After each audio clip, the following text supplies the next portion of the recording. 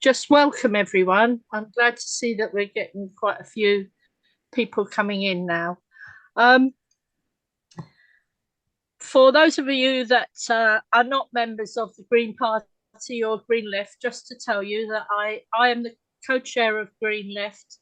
I do that with a wonderful friend called Danny McNamara, and we hold these public meetings and record them on a regular basis on items that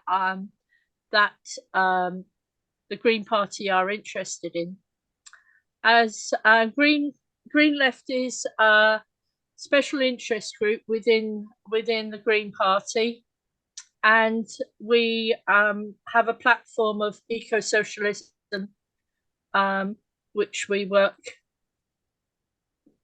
tirelessly to promote. So thank you guys for being here. Just to say, I live in Dover.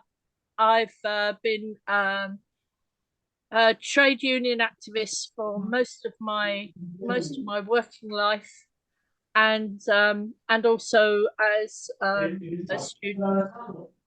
I'm a Dover Town Councillor, and here in Dover we are in the, as it were, in the front lines sometimes with the miserable arguments that our government at this time is bringing forward. And it's notable too that tonight or today Rishi Sunak has been making gestures again, talking about the Rwanda flights, which I've been very active in, as have many people in Dover, trolling up to Manston, which is not the easiest place to get to. So take over now. Thank you, Beccy. As you can see, I'm not Alan Thornett, for anyone who came in late, but I'm going to read the points that he would have made if he had been at the meeting. So to start, I have been active in radical left politics for 65 years and have held the view for over 20 of them that the rising human population of the planet stands in contradiction to its finite capacity and will eventually impact on its ability to sustain life, particularly our own.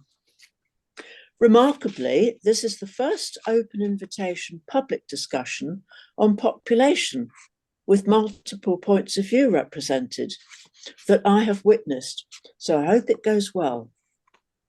I have long supported the Green position on this, in particular on the following points, and this is a quote from the Green Party's document. There is a limit to the level of ecological impact the Earth can sustain.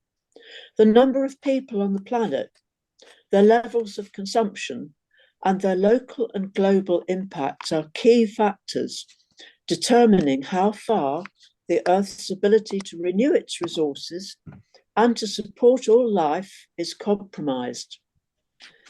Para 2. Long-term trends in population size are proper considerations for public debate and government policy in order to plan housing, health, education, and other needs. That's the end of the Green Party quote. It reflects what David Attenborough said when the global population went past the 8 billion mark. He said, all of our environmental problems become easier to solve with fewer people and harder and ultimately impossible to solve with ever more people. End quote. We're the first inhabitants of the planet that are able to understand the depth of the environmental crisis and are likely to be the last if we fail to do anything about it. No other generation has faced such a challenge or such a responsibility. The ruling elites. Most ruling elites welcome rising population figures because they see them as providing more workers to exploit. more profits to be made, and more cannon fodder for their wars. Such figures and a general reluctance to discuss them, not least on the left, plays to their advantage. Also, by refusing to mention it, as they do most of the time, they're able to use it to perpetrate the biggest con trick in the ruling elite's book of falsifications, which is quoting figures whilst ignoring all forms of inflation. The UK is a prime example. We're told there's nothing wrong with the NHS, for example, because we employ more doctors and nurses than ever before. The figures. It is argued that the global birth rate is falling, as indeed it is. The mortality rate, however, is falling. The rate of time's up there. I'll have a look. Okay. Some interference again. Particularly with infant mortality, which means that the global population continues to rise at an exponential rate. For most of the 200,000 years we've been on the planet, population was stable at about 1 billion.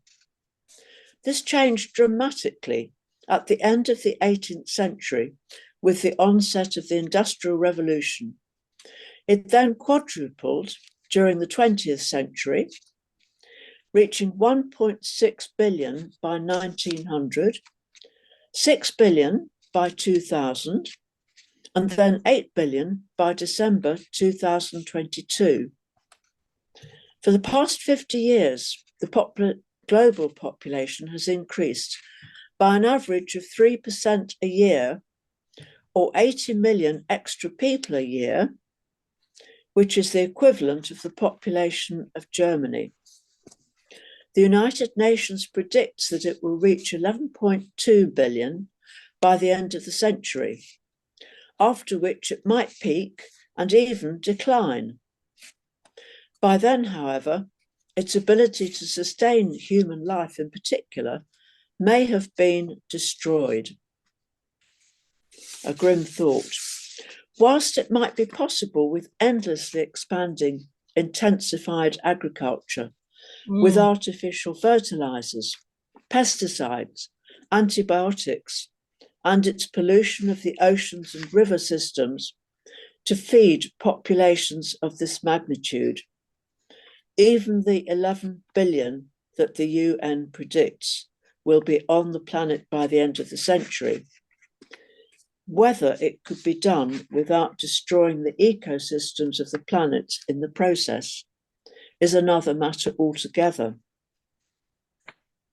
The empowerment of women. When it comes to a solution to climate change, I also agree with the Green Party.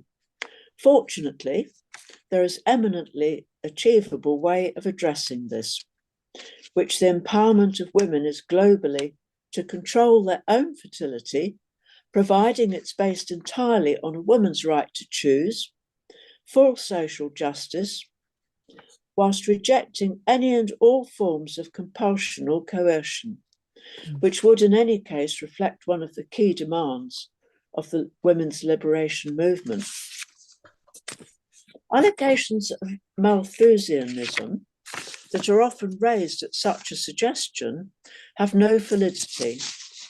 Malthus's population theory was rendered historically irrelevant by the middle of the 19th century, when large deposits of guano were discovered within British maritime reach that were rich in nitrogen and potassium and a powerful fertilizer.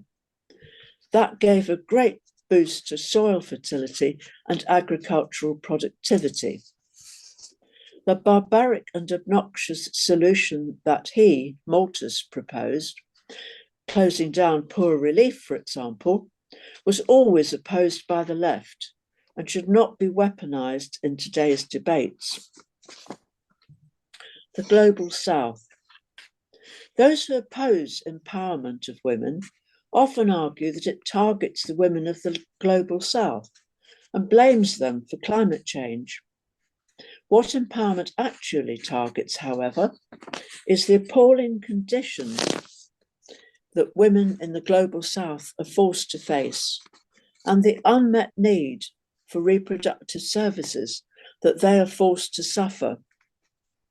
Some 74,000 women die every year as a result of failed backstreet abortions, with a disproportionate number from the global south. Empowerment, however, is not just a matter of reproductive services, important as they are. It must also mean lifting women out of poverty, giving them access to education, jobs, and protection from religious, patriarchal, and conservative pressures. Environmental footprints. We're also told that since the biggest population increases in the global south, where people have a much lower carbon footprint than those in the north, that it is not a driver of global warming.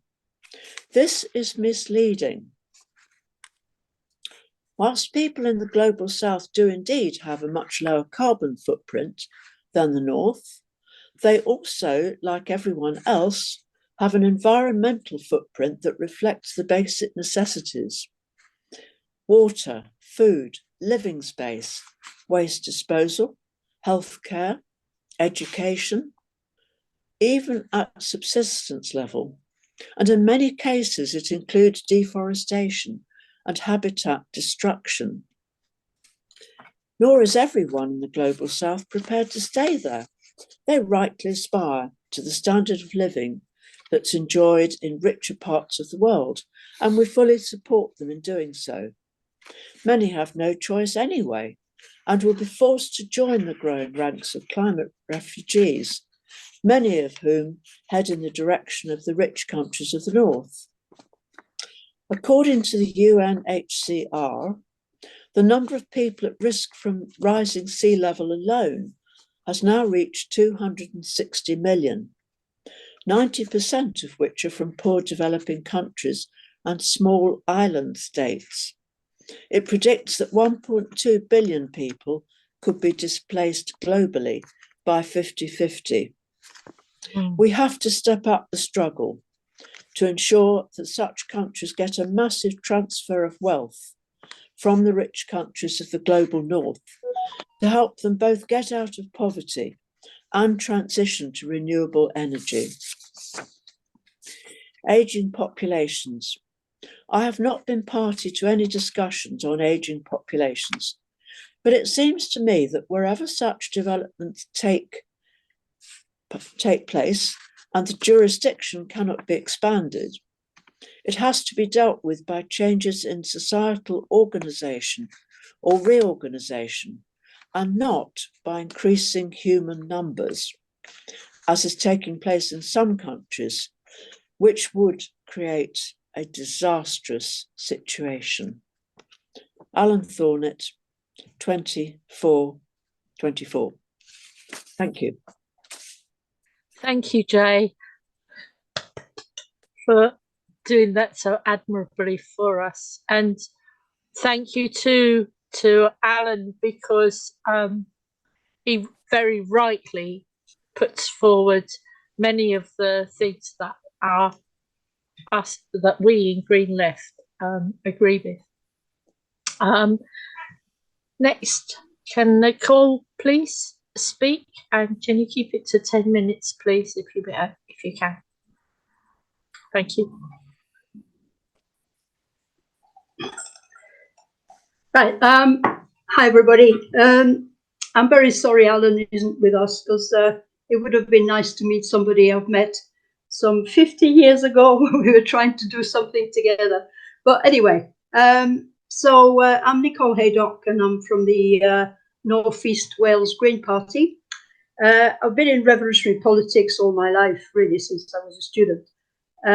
Joined the Green Party in 1919.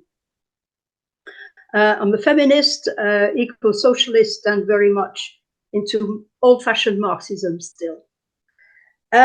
Right, population is something that's really bothered me since I joined the party, because I noticed that nothing has really changed in terms of party policies since 2003. And yet a lot has happened since 2003. So I'll just go through one or two of the policies that I think really could do with some looking at again. PP 103, there is a need to explicitly consider population, since if it is ignored indefinitely, the risk of overconsumption of natural resources will increase, leading to conflict and ultimately a reduction in carrying capacity. PP 118, the Green Party notes that the population, that's just about the UK, so we're talking about global really, so I'll miss that one. There is a good policy here. PP 106, the Green Party holds that the number of children people should be a matter of free choice. I think after the disastrous one-child family in China, that's a bit obvious. PP 118, to achieve a consumption and population level that are globally sustainable and respect carrying capacity. So it's very clear that as far as the 2003 policies of the Green Party, which is still party policy now, population is a major concern. So I don't want to repeat what Alan has said, because quite a few of the things that I had in mind he's already mentioned. So I'll just go back to what happened in 2003, since that is when policy was created. In 2003, we had 6 billion people on the planet. As Alan said quite rightly, we're roughly around the 8 billion right now. So I'm going to do a bit of a quiz here, if that's all right. And I'll ask Peter, what do you think it's going to be in 2080? Which I don't know. I think my understanding is it may peak at about 10 billion, and a little bit before that. But that's yeah, you're not far off, between 10 and 11, right? What happens at the end of the century, do you think? 2100? Is it going to be higher up again, or? Well, my understanding is the predictions are that it's actually going to level off, that it's going to stop rising. Yeah, but Alan himself has actually said that it might peak or even decline. So yeah, so that's possible. I'm now going to give you a few facts, which I don't think, well, I think Alan mentioned it, but drilling down a bit deeper about child mortality, that has been a huge, massive change in the last 50 years even. For instance, today, I mean, just to go to the Industrial Revolution period, for instance, that was 43% of children died before the age of 5. Today, it's 4%. Now, it's still too many, because that means 5 million children under the age of 5 still die every year, 5 million. So there is still work to be done there.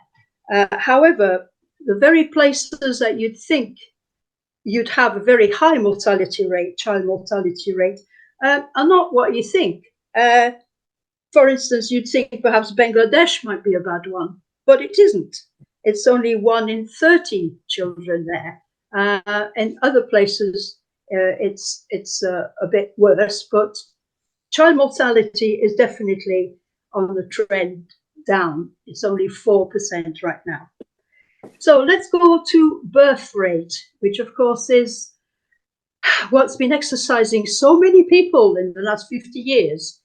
Let's look at that. 2003, which is when party policy was adopted, the average birth rate per woman was 3.12.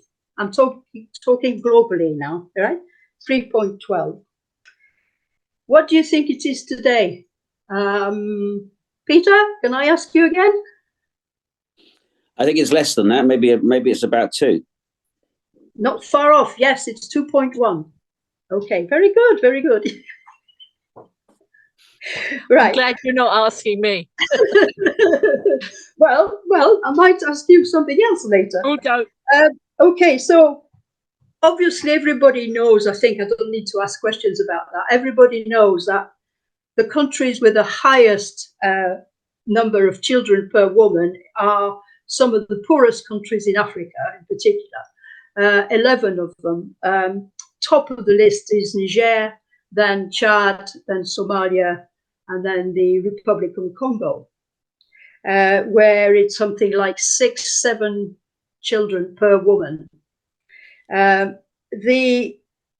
You might be surprised to hear which country has got the lowest birth rate. Have a guess. Anyone? Japan? Not far off. South It's Korea. actually South Korea. And do you know it's 0.7, so it's under 1. So it's not even 2, it's under 1. Okay, so that is actually amazing. What do you think Bangladesh is? Because that's one of those countries that we always used to think was really a very big problem there. Yes, Luis?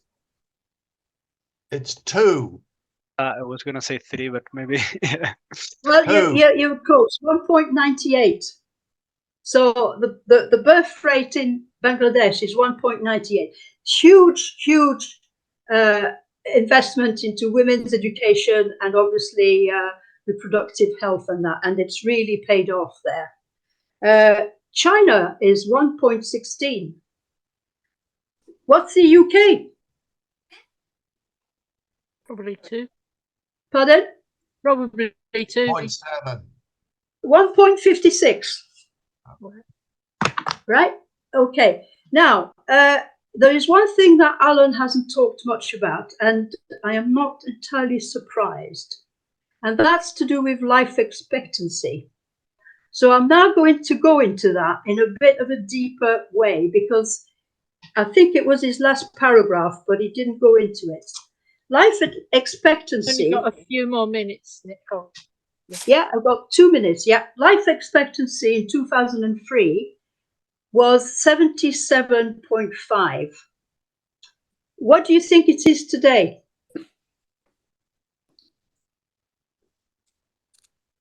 Maybe about 80. Yeah, it's 86 for women, 81 for men.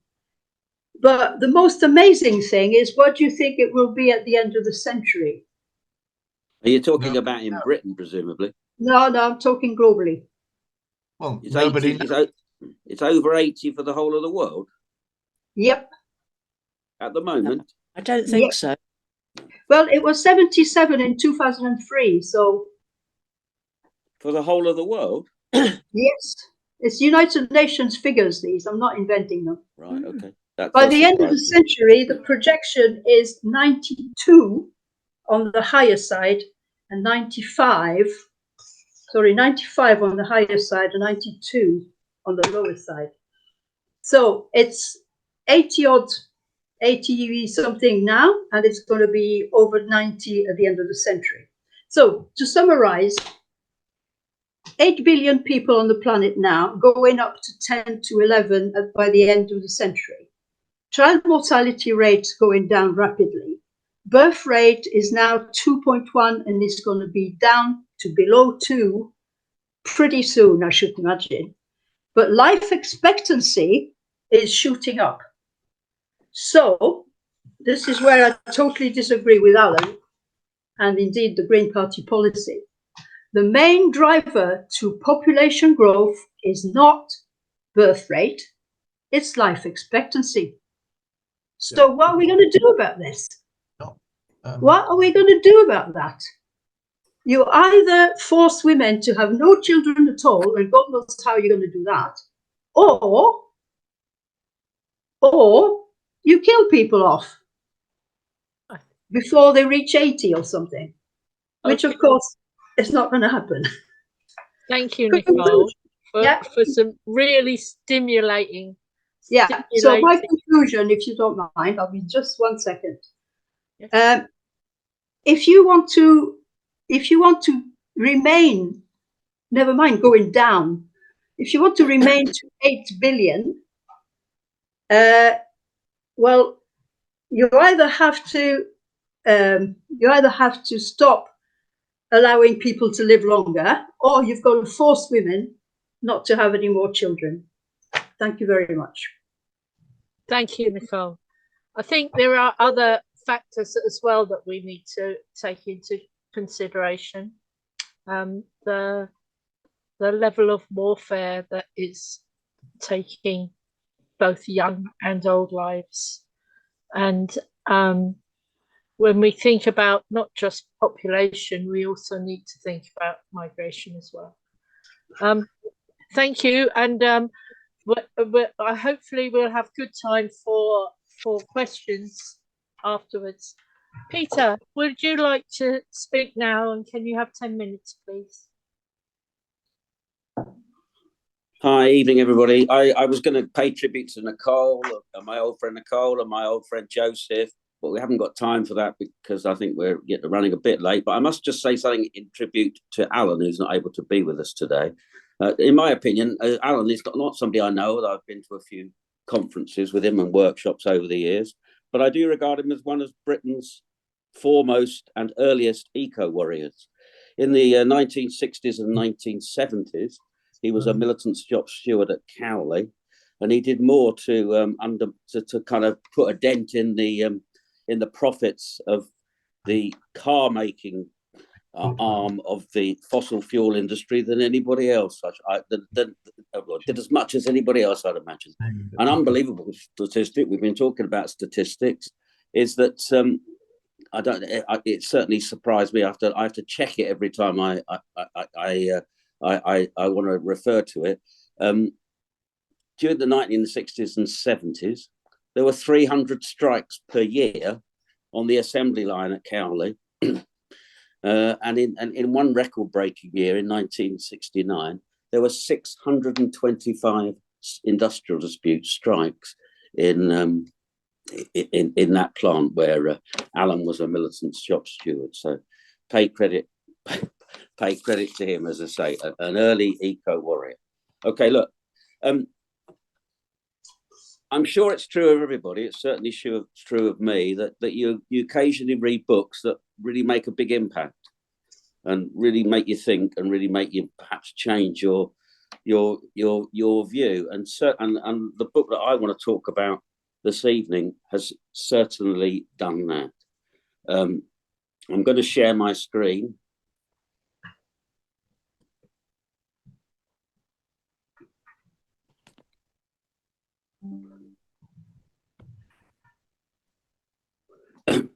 The book's Nomad Centric by Gaia Vince. As it says on the front cover, it should be read, not according to the Observer, it should be read not just by every politician, but by every person on the planet. And I would agree with that, and I would encourage people to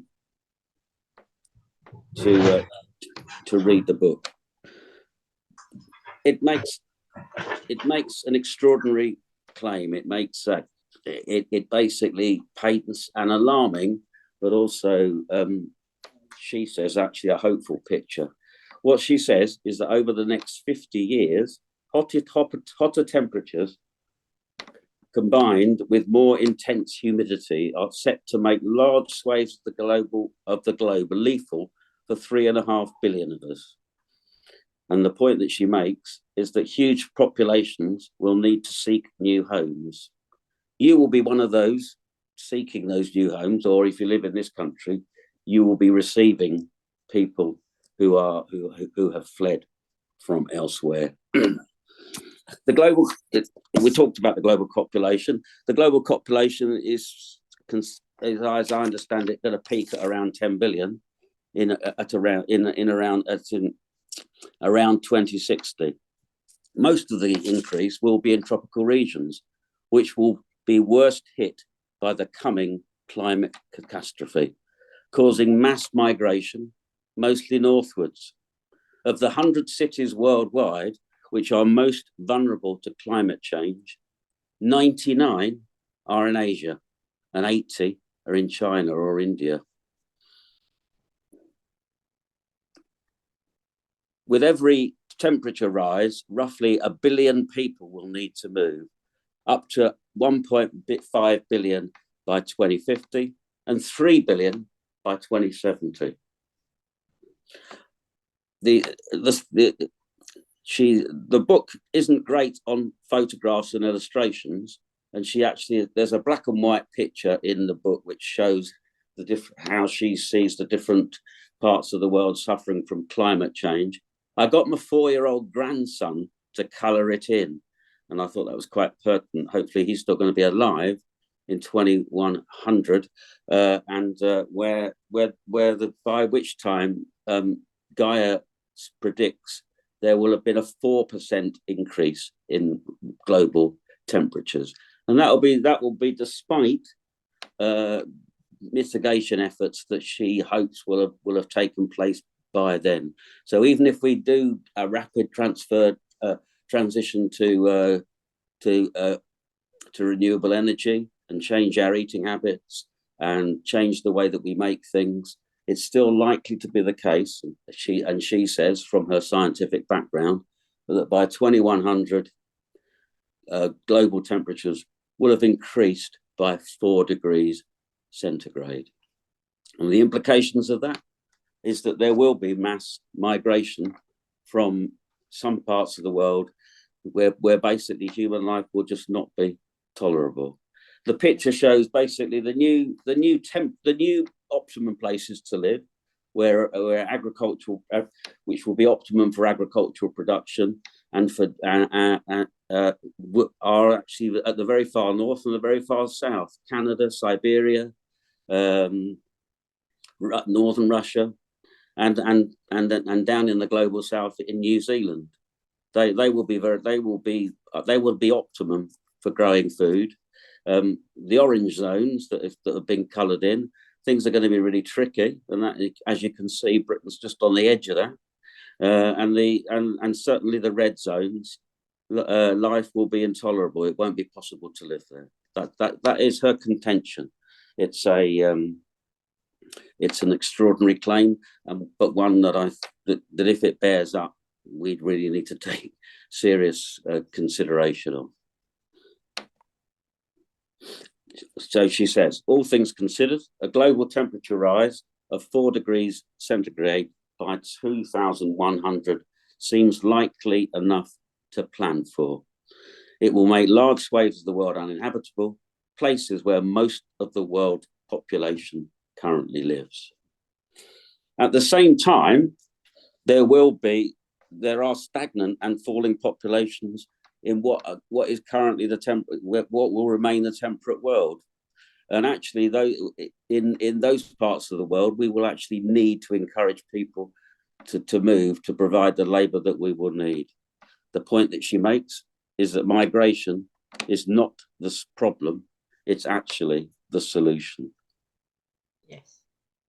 By 2100, temperatures could rise in some places, including parts of China and India, where going out for a few hours would be fatal. People will die. The extent of the problem is obviously huge. The implications are obviously huge. Currently, half the world's food is produced on smallholder farms involving physical labour. Much of that labour will become impossible. So, as she says, we will need to develop an entirely new way of feeding, fueling, and maintaining our lifestyles, while also reducing atmospheric carbon levels.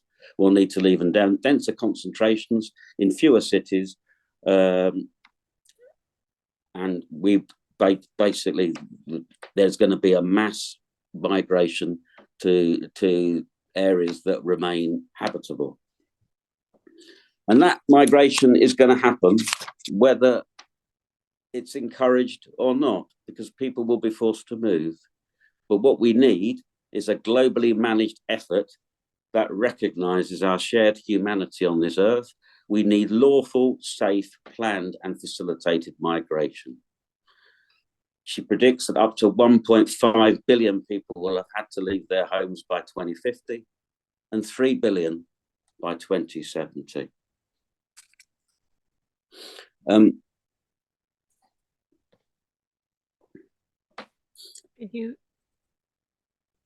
Yeah, I'm coming to an end.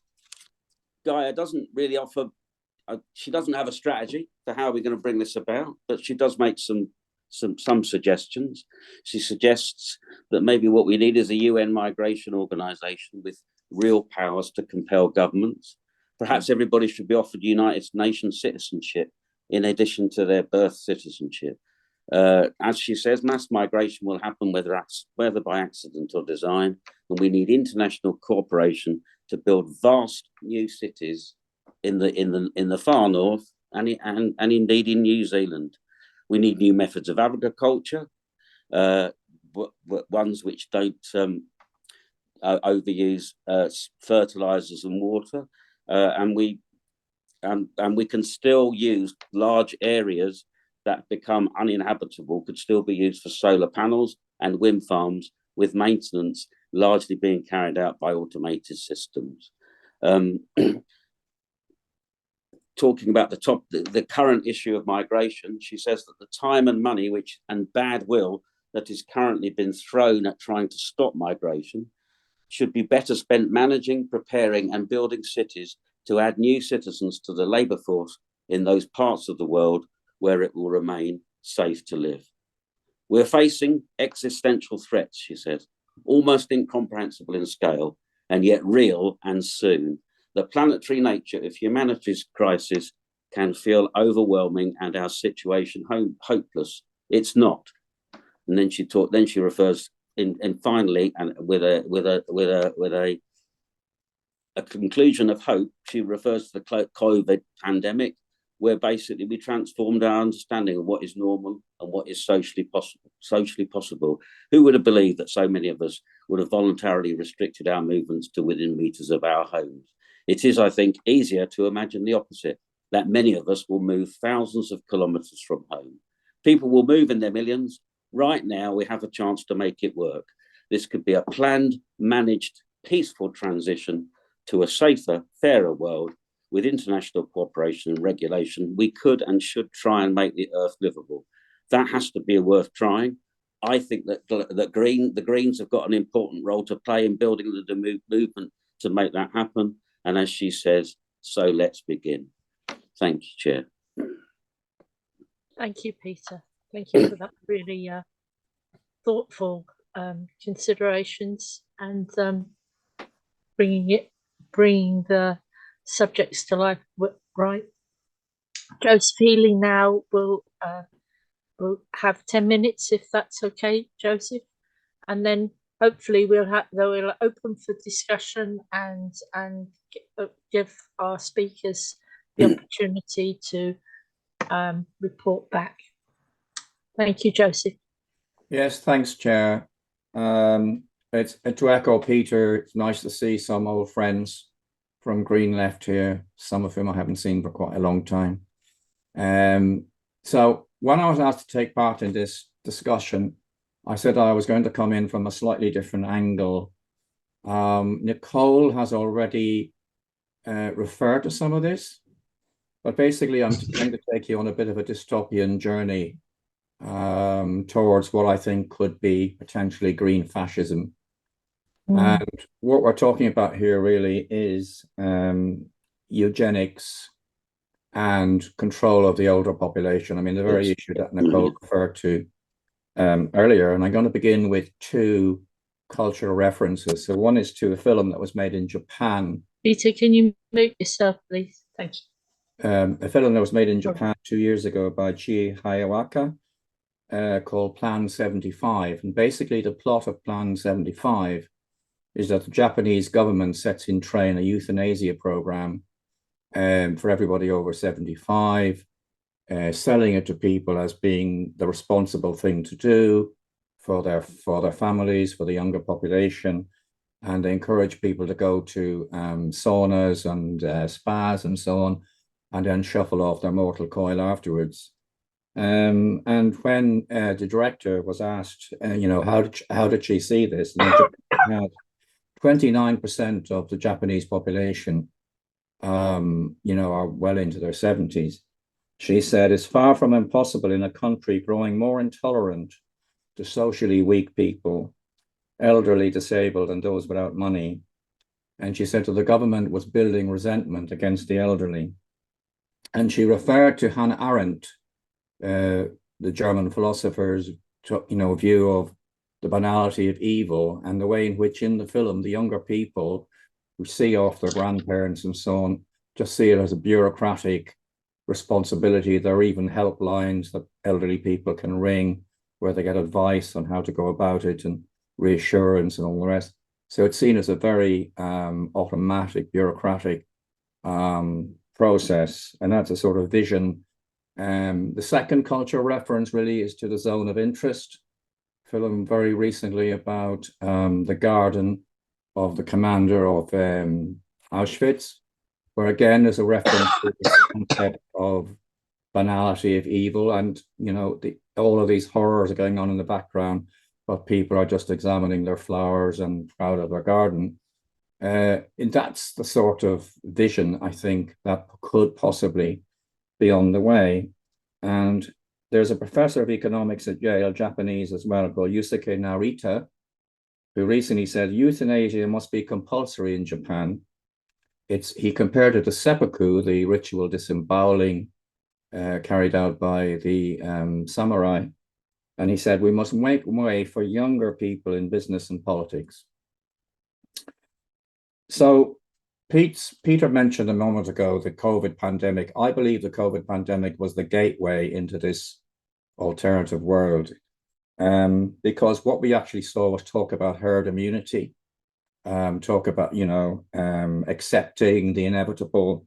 Dominic Cummings, who led a lot of the operations, his father is a well-known eugenicist with very strong views on that issue.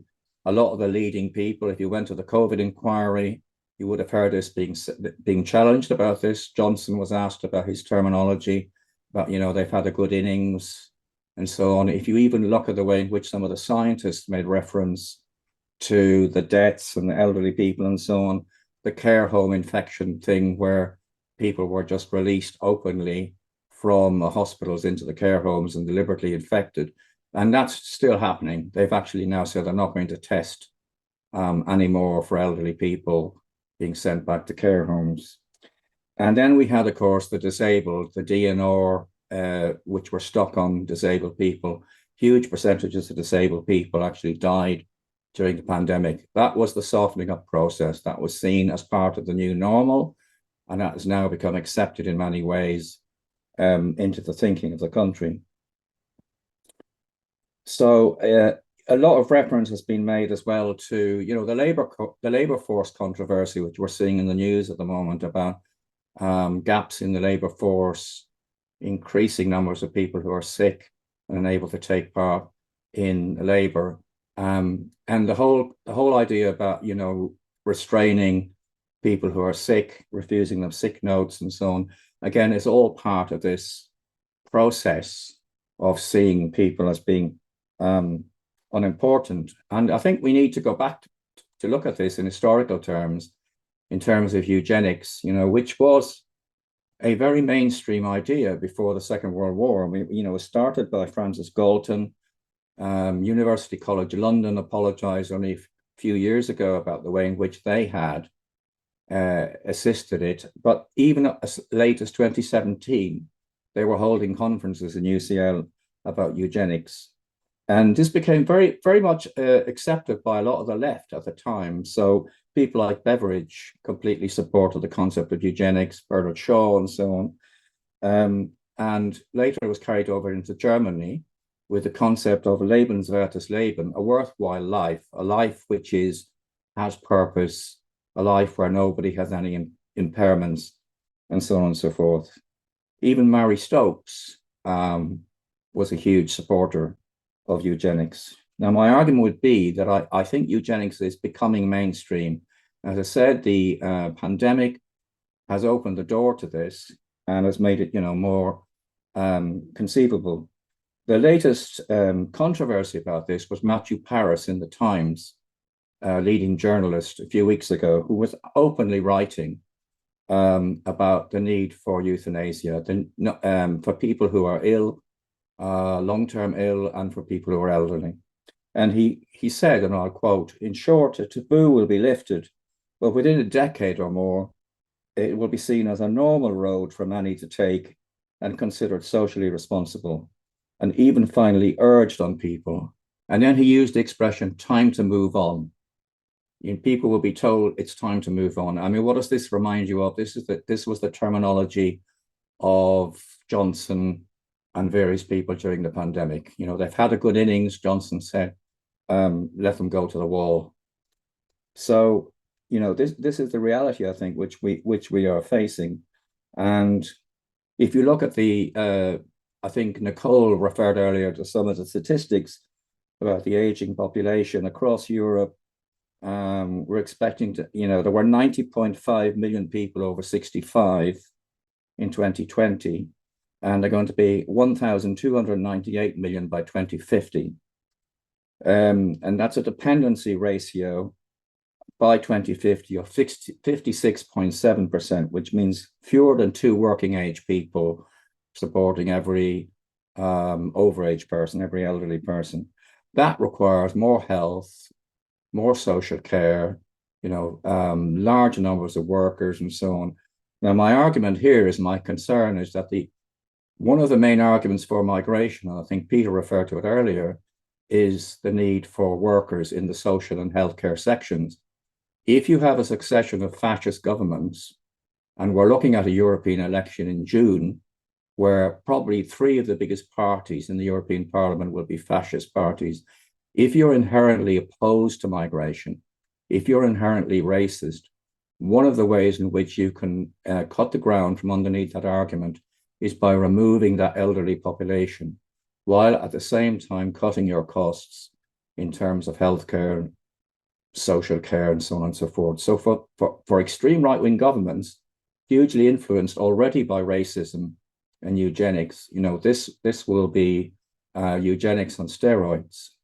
So, at the moment, there are moral objections and so on to this, but my argument is, again, that the pandemic has made this acceptable, and the continuing health policies which we're seeing in relation to people who are sick and within the NHS and so on, all sort of feed into this argument.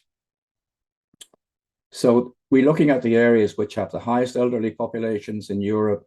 We have areas like northern Italy, the east of Germany, and interesting enough, the West Country. If you look at the UK, all those areas, Devon, Cornwall, Somerset, and so on, very, very high elderly populations, and therefore they require a lot of support in terms of costs and care.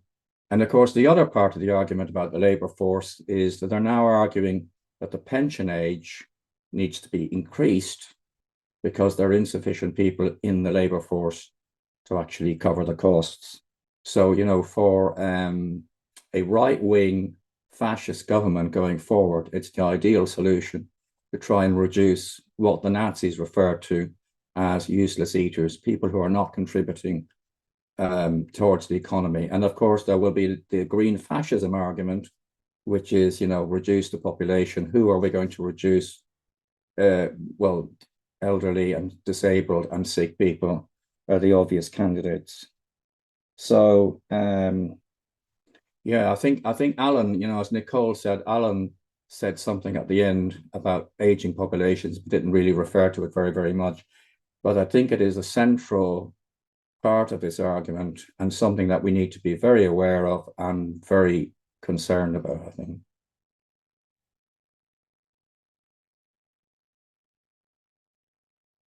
Sorry, I had to mute myself because I was coughing.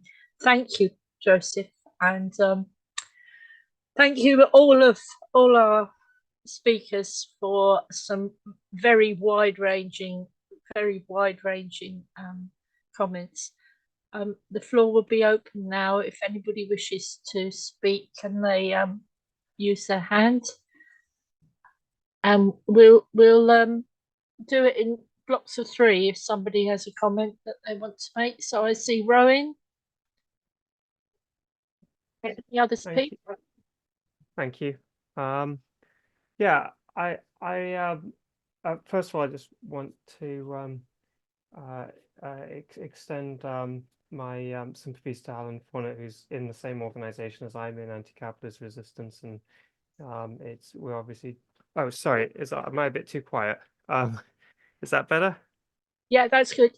Okay, and obviously we're all deeply worried and concerned. Yeah. I would want to reiterate a lot of what Joseph has said. I think that we're in a considerably worse situation than many are aware in terms of the development of far right politics and how it views human life. And I think that's one of the reasons why I would, although I entirely agree with the idea of extending choice to women and doing various things that would have the consequence of generally lowering birth weights, urge against a fixation on the management of population as the way that we as eco-socialists frame our politics. I think that lends towards a technocratic worldview in which we bolster the rhetoric of the right inadvertently in seeing human beings as a problem to be managed rather than as the very substance of our future, as the very thing that we're trying to create a future from. I think that the increase of the far right will happen quite exactly as Joseph says, with regimes that will increasingly look to at first minimize support for people with health conditions and people with disabilities, as is already happening across a lot of the world and you know in very acute ways in this country. And also other marginalized groups as well. You know, we've just had the CAS review, which is, in my opinion, a wholesale attack on the healthcare of trans people. And I think that will also produce deaths of sections of the population that are not regarded as particularly desirable for the far right. I think that this is a realignment of world politics that was described very powerfully in a former comrade who sadly passed book, along with several co-author Neil Faulkner, in his book Creeping Fascism. And I think we really need to be aware of how we frame our rhetoric, because I don't think there's any disagreement over that general uplift, of that general empowerment of women. Where I think there is a disagreement is in how we should focus a vision for eco-socialism in terms of a post-scarcity vision, in terms of reimagining our interactions with the world and each other. Thank you. Thank you. Does Joseph or Alan or Nicole wish to come back on Rowan's point?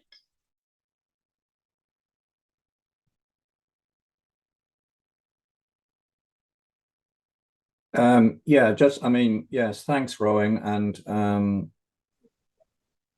yeah, I mean, I think the fact, you know, there's evidence of this happening, as I said, within the NHS in the rationing of services. And I mean, the way that this can be brought about doesn't necessarily have to be by a full-scale government program, although that probably, you know, will be the direction of travel, but it can also be brought about by just not providing services, and by having people, you know, there are statistics that suggest a lot of people have been dying at home, for example, because they haven't been able to access care. But I think that we ought to, as I said, you know, the European elections are, I think, a straw in the wind, because I saw a projection yesterday that the three largest parties in the European Parliament will be, you know, three fascist parties from Italy, France, and I'm forgetting the third one. But, you know, that's very, very worrying. And who are supporting these parties? And statistically, it's mainly younger people at the moment, particularly young men. So, you know, and a lot of the resentment that they're creating is towards people who are not contributing towards the economy, or whom they see as not contributing towards the economy. I mean, the language of shirkers, and we saw this week or last week with Sunak's speech about, you know, the sick and so on. So it's all feeding into this frenzy of fascism. Nicole, do you wish to say something? No, I'd just like to say I really appreciate what Joseph has been talking about, because I just touched on it, but I'm very pleased that you have obviously been thinking a lot more about the implications of this business about life expectancy, and it makes me even more determined to review party policy, because it's completely out of order now. You know, it's really out. Anyway, Roy's got his hand up, Becky. Yeah, I don't know if Peter wants to say anything before we move to Roy. Peter? No?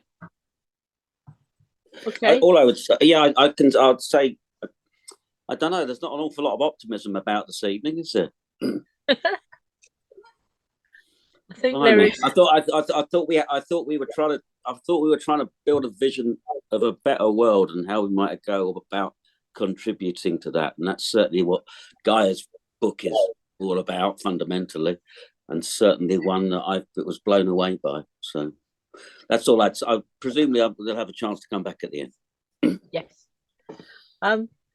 There's Roy, and then Alan Alan Todd has something to say. Roy? Yeah, I think that's a very narrow position about the growth of fascism. It's very simplistic as well, because we've also seen parties of the left and others adopting discriminatory terms against disabled people, migrants, women, etc.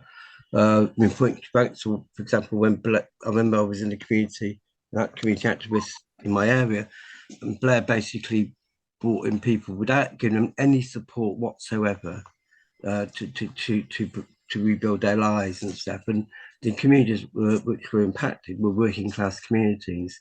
On the issue of so let's get it clear. What that's what happened. They don't give a shit about us, but we need to stand up and argue for unity to fight this common enemy, which is capitalism. And anyone who supports the attacks on the working class. The point on COVID, of course, is that people push back on the issue of herd immunity, right? We pushed quite a lot way back, actually, because they were trying it on, weren't they? At one point, we know that, but people pushed back because you're talking about real lives as well, and that's the issue, isn't it? You know, that's the issue, right? We need commonality across Britain and also the globe. If people paid the money in for 50 years to get a decent life at the end of it after working damn hard, they have the right to a proper life. Simple as that. You never see the capitalists taking it easy, do you? You never see them, I mean, make it. You always have a retirement age is much lower than the working class, right? They always get better treatment than we do because basically they've exploited us, right? So, I mean, still got Buddy Murdoch, who's 90 million or something, who's having a life of luxury compared to a person, a working class person who's worked all their lives, and aren't getting what they deserve, right? We need to argue for revolution in the globe, because there's common interests. We need to encourage and support women to ensure they have rights over their bodies, etc., and also ensure that there's a self-care and support over contraception, etc., not just in this country but also globally as well. We need to be promoting the things that we've been promoting since the start of the 20th century. We argued, right? These arguments about eugenics and stuff. That's where they came from, right? The British Empire, etc. And they're the same arguments, no doubt about that. We need to say unity. We need a revolution globally, and the Green Party's got to understand that we've got to stop climate change. That's what you've got to do. You cannot win a couple of elections and expect real change. It's about standing up, uniting people and struggle. Alan.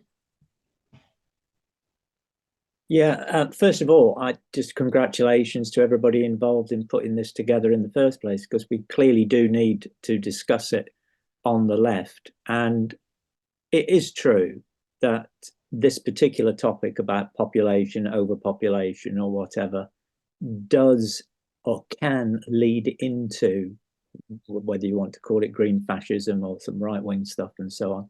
But that's true of every single issue the left has always campaigned on, not least the climate issue. The right have got a position on the climate, which is very different from the left position. And surely what we do as we do with the climate, ditto with green fascism, is push back against it. Because at the end of the day, are we really saying to the general public that the total number of people living on a finite planet doesn't matter? I mean, one of the books I think I would refer to is Wilson's Half Earth, because he made the case probably 10 years ago, was it? Something like that, that for our own survival, we not only need to stop the destruction of the natural world, we actually need to give roughly half of the land surface back to nature. And he actually did warn that one of the reasons why we needed to do it is because we were at risk of having various pathogens crossing over from the natural world to the human world. And it is a fact that every single person on this planet will have a carbon footprint. But more importantly, they're going to need land. If it continues to rise, they're going to need land. They're going to need fresh water access, never mind food. And especially if whole areas of the world do see a temperature rise of 4 degrees on average, what we're talking about is huge swathes of the surface of the planet being lost to nature as well. Not just we can't farm there, but nature will not survive, which will make this even more important. And I don't think that the mere fact that the right wing will use this kind of stuff to push their agenda is not a reason for us not to have a realistic attitude to the whole question of total global population. That's me done. Thank you, Alan. Alan Wheatley has put in the chat, to everyone, I've heard no reference here to the warmonger tendencies of the far right. They are provoking the prospect of nuclear annihilation. I think that's a very important point, because the way that warfare particularly has changed and developed, we are now going back to those thinkings where mass destruction of people and planet may be something that we may need to consider too within our arguments. And certainly here where I am in Dover, where we have strong military presence, outposts around the area from that may not see them, where ordinary people may not see themselves as far right in terms of their perspective. They are talking about the prospect of war being an answer to the problems that we have. So I think that's something too that we on the left need to be very conscious of and bring forward into our arguments. I'm sorry if I've brought that in. Thank you, Alan, for that point. But it's something that I recognise very much so in an area that has a strong military culture, as well as openings now for far right rhetoric. Joseph, would you like to come back on the points that have been made?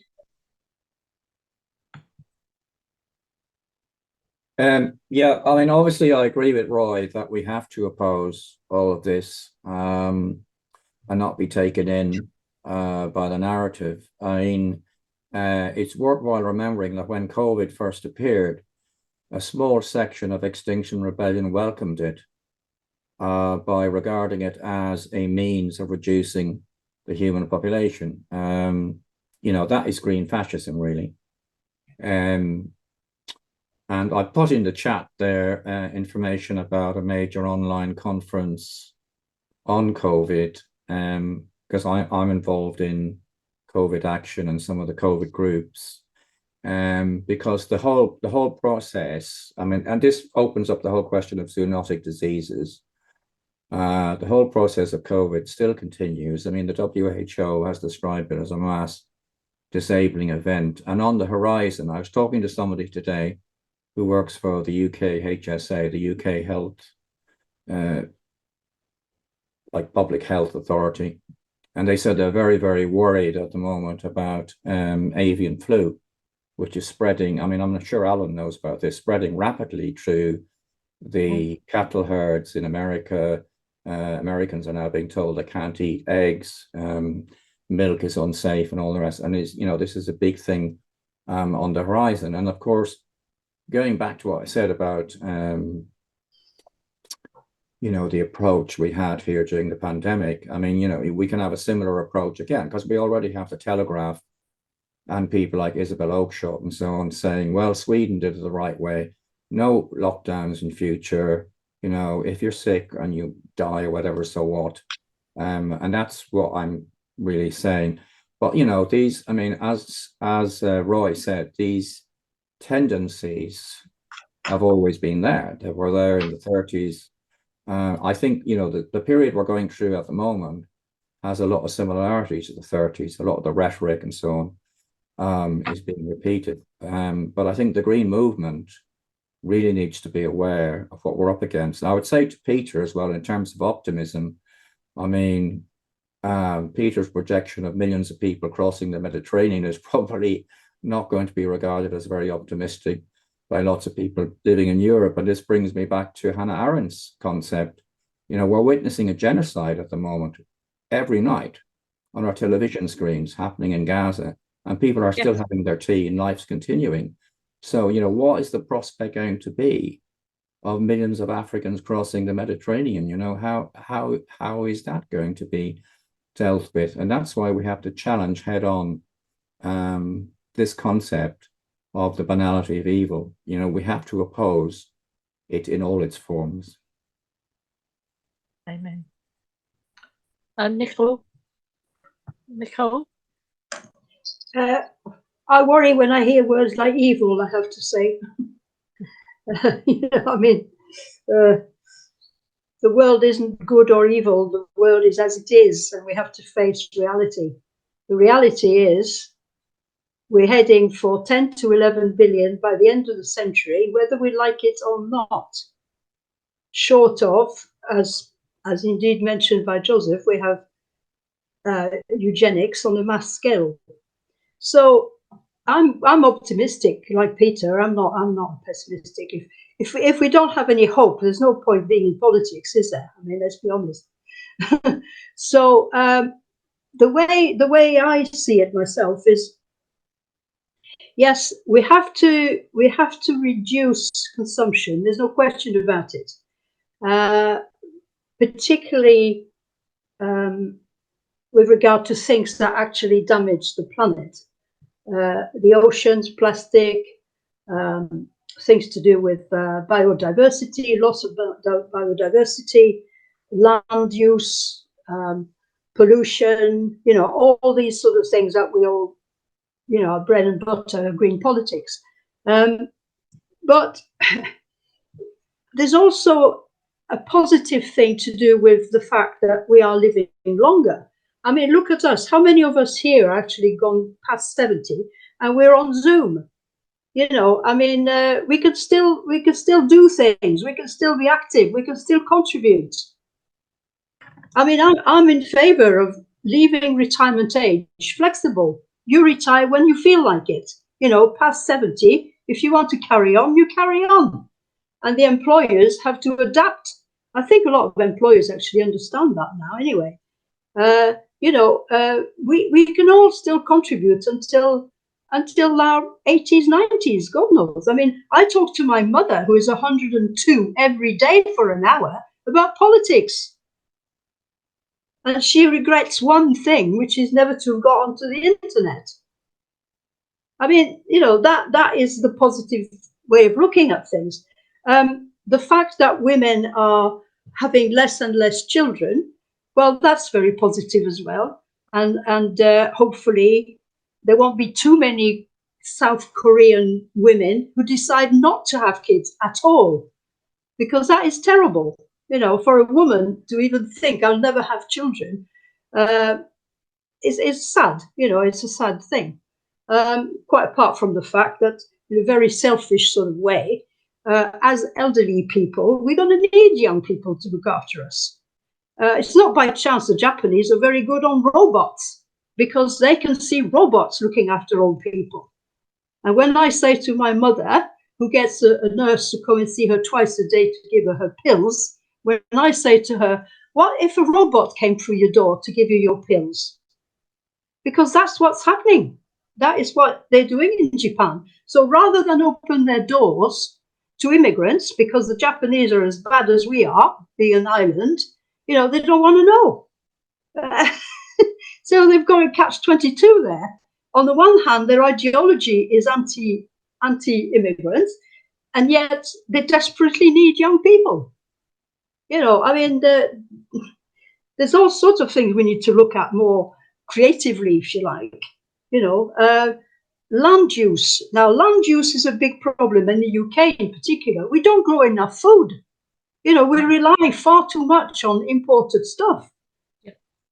And yet people in Kenya and people like this, they send her their fantastic beans. Why don't they eat it themselves? Why don't they grow it for themselves? You know, then we don't have to subsidize their food programs. I mean, there's all sorts of things that really need to be looked at. But, you know, under capitalism, and I agree with Roy, it's rather difficult to envisage how all this could actually be sorted, because the main motive is profit. We could talk about regulations and you know, on climate change. I'm quite positive about this. I think we are going for a renewable energy transition, the green transition, and I think by 2050 the fossil fuel thing might not be such a big issue anymore. And that's kind of decoupling a bit from the question of the capacity of the planet.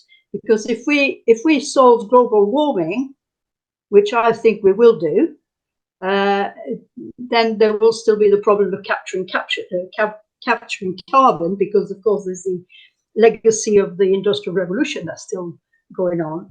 But at some point before the end of the century, we'll probably be fossil fuel free. And yet energy will be cheaper, a lot cheaper.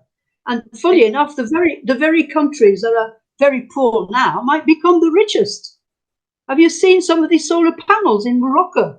It's unbelievable. It's in a desert. Nobody lives there. So who cares? Thank you, Nicole. Peter, would you like to say something?